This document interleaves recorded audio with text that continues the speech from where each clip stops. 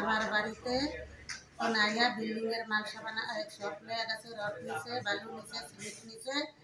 আর শুক্রবার 8টার সময় আমি ঘরে আসছিলাম, আমার ঘর তো ঘুম মারিয়া সরাই দিছে।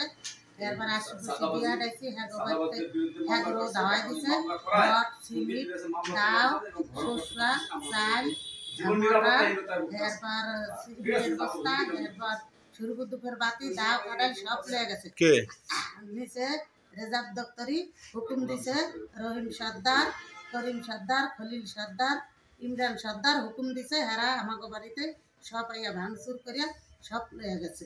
5 লাখ টাকা রেজাব দপ্তরি, বসার সর্দার, জাহাঙ্গীর সর্দার, রহিম সর্দার, ইমরান সর্দার, এরা সাদা পেয়েছে। সাদা দিয়ে দেখে আমার ঘর দুয়ার ভাঙচুর করে মালামাল সব আপনার হয়ে গেছে।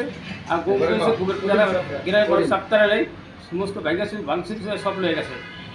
500 রড নিছে, 5 লাখ টাকা নিছে, গম এই নিছে, শস্য নিছে, চাল নিছে, ঠিক আছে।